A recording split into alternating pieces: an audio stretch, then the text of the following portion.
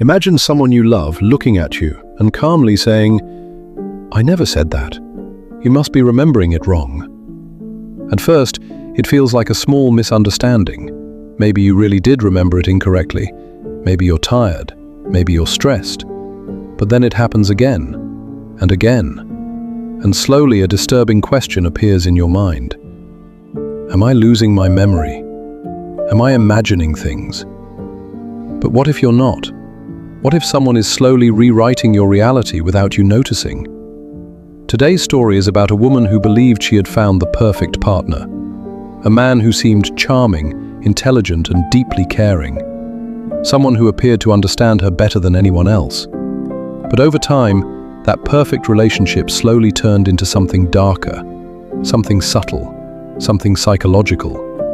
Because manipulation rarely begins with cruelty, it begins with charm. And by the time the victim realizes what is happening, they often no longer trust their own mind. This is a story about dark psychology in relationships, a story about gaslighting, emotional manipulation, isolation, and psychological control, and how someone can slowly begin to doubt their own sanity. Emily was 30 years old. She worked as a graphic designer in a busy marketing agency. Her life was balanced. She had a group of close friends she saw almost every weekend. She often called her parents, and she trusted her own judgment. People described her as thoughtful, calm, and emotionally strong. But everything changed the night she met Daniel. It happened at a friend's house party. Daniel wasn't loud or flashy, but he had a quiet confidence that made people curious about him. When he spoke, people listened. And when he started talking to Emily, something about the conversation felt unusually natural. He asked thoughtful questions. He listened carefully. And then he said something that immediately caught her attention. "Most people talk just to fill silence," he said. "But you actually think before you speak." Emily smiled, because it felt like he had noticed something about her that most people overlooked. Over the next few weeks, Daniel seemed almost perfect. He remembered small details: her favorite coffee, her favorite music, the fact that she loved evening walks. He would send thoughtful messages during the day. He planned little surprises, and he often said things like, "You're different from everyone else. I feel like I've known you forever. I've never met someone who understands me the way you do." The relationship moved quickly, but it felt exciting, natural, almost magical, at least in the beginning. About 3 months into the relationship, something small started to change. Nothing dramatic, nothing obvious, just small moments that felt slightly uncomfortable. One evening, Emily told Daniel she planned to have dinner with her friends. Daniel paused for a moment, then he smiled. "Of course you should go," he said calmly. "But I was hoping we could spend tonight together." Emily hesitated. "I see my friends pretty often." Daniel shrugged slightly. "It's okay. I just thought maybe spending time with me mattered a little more." He didn't forbid her from going. He didn't argue. But suddenly Emily felt guilty, so she cancelled dinner. At the time it felt like a normal compromise, something people do in relationships. But small moments like that slowly became more common. One day Daniel said something unexpected. "I don't know why," he said thoughtfully, "but sometimes I feel like your friends don't really support you." Emily looked confused. "What do you mean?" Daniel shrugged. "Maybe I'm wrong, but sometimes I feel like they hold you back." That sentence stayed in Emily's mind, and doubt, once planted, has a strange way of growing. At this point, it's important to understand the psychological techniques involved. Manipulators rarely use only one tactic. They combine several.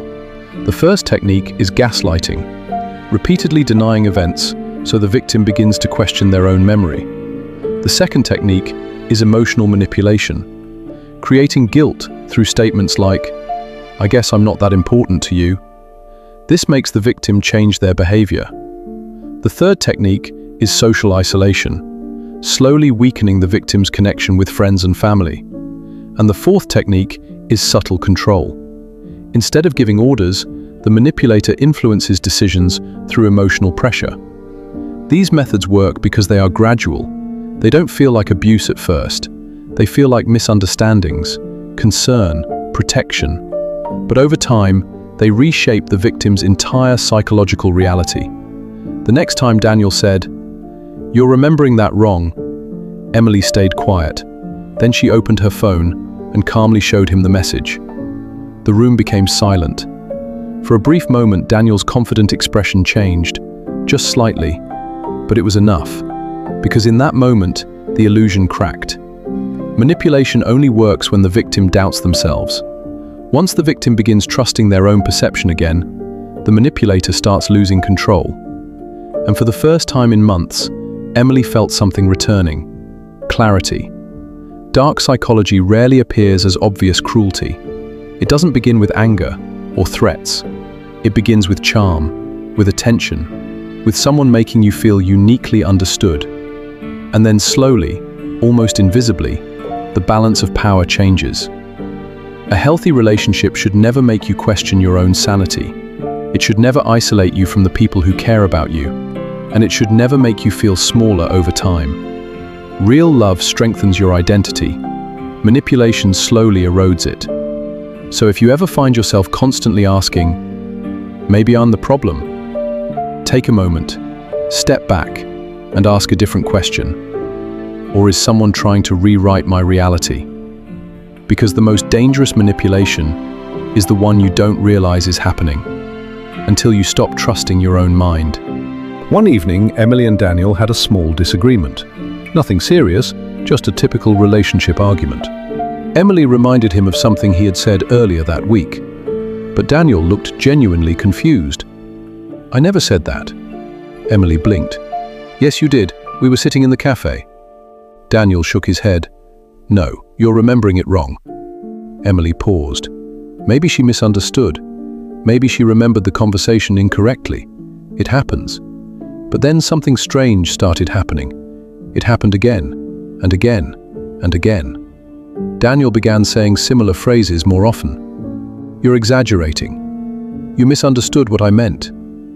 I never said that. You're remembering things differently." At first, Emily ignored it, but slowly something began to change inside her mind. She started doubting herself. Before bringing up something Daniel had said, she would stop and think, "What if I'm wrong? What if I misunderstood again?" And slowly, without realizing it, Emily began trusting Daniel's version of reality more than her own. This psychological technique is called gaslighting. Gaslighting happens when someone repeatedly denies reality in order to make another person question their memory or perception.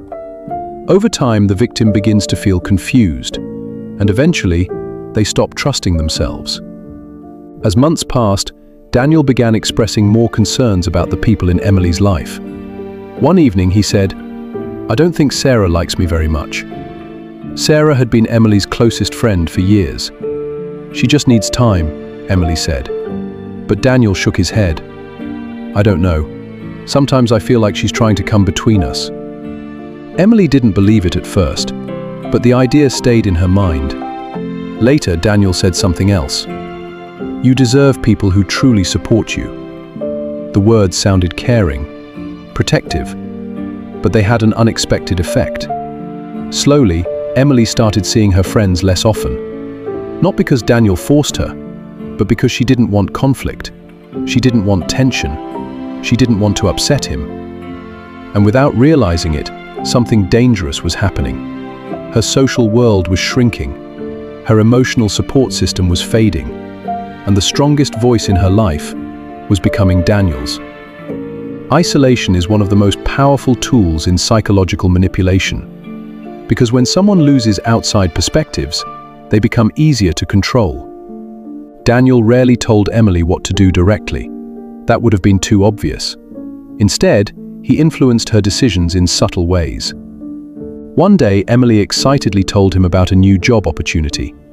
It was a better position, better salary, more creative freedom. Daniel listened carefully. Then he said something calm and thoughtful. "That sounds interesting." Then he added, "But it might also be very stressful." Emily hesitated. "And if you take it," he continued quietly, We probably won't see each other as much." Then he smiled. "But of course it's your decision."